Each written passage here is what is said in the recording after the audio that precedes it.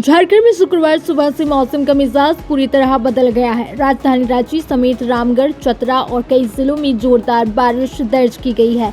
मौसम विभाग ने राज्य के कई हिस्सों के लिए ऑरेंज अलर्ट जारी करते हुए भारी बारिश, वज्रपात और 60 किलोमीटर प्रति घंटे तक की तेज हवाओं की चेतावनी दी है। विभाग के अनुसार 24 जून तक राज्य के विभिन्न इलाकों में बारिश का सिलसिला जारी रह सकता है।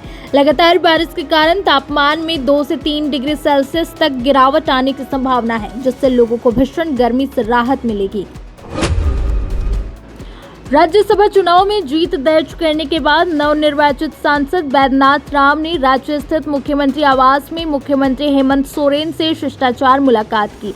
मुख्यमंत्री ने उन्हें जीत की बधाई देते हुए उम्मीद जताई कि वे राज्यसभा में झारखंड की जनता की आवाज को मजबूती से उठाएंगे।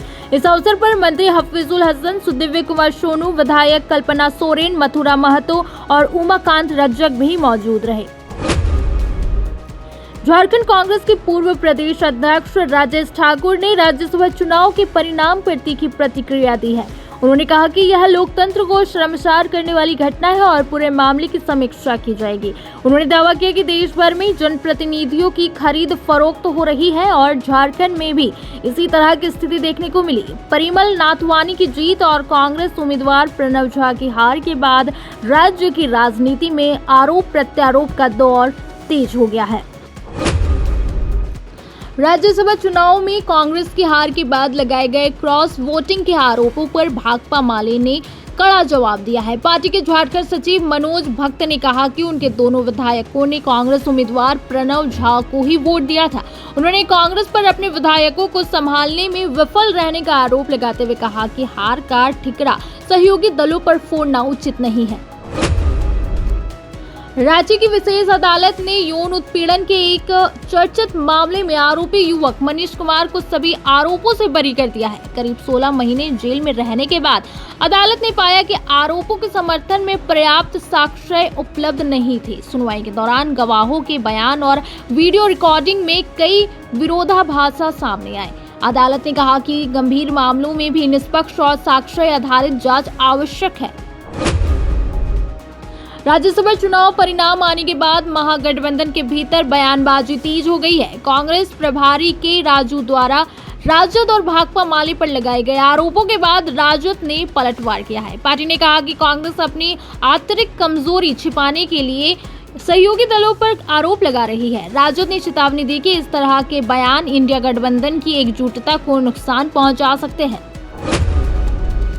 देवघर से आरजेडी विधायक सुरेश पासवान ने कांग्रेस प्रभारी के आरोपों को सिरे से खारिज कर दिया है। उन्होंने कहा कि पार्टी के चारों विधायकों ने गठबंधन उम्मीदवार को ही वोट दिया था। उन्होंने कांग्रेस से सवाल किया कि आखिर किस आधार पर धोखे और क्रॉस वोटिंग का आरोप लगाया जा रहा है।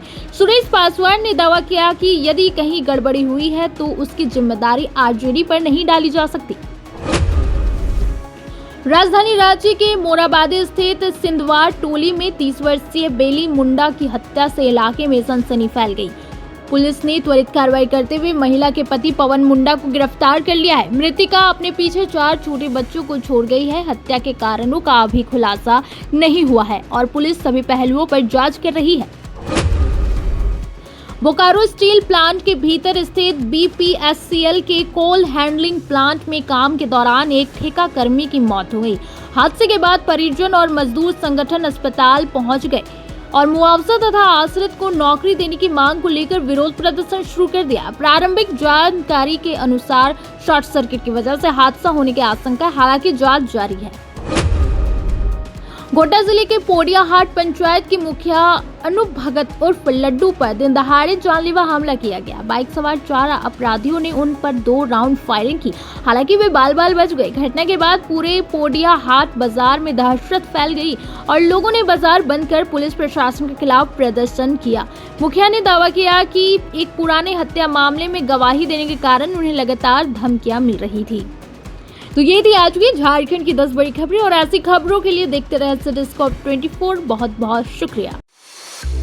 आप देख रहे हैं सिटीस्कोप 24, आपका अपना चैनल।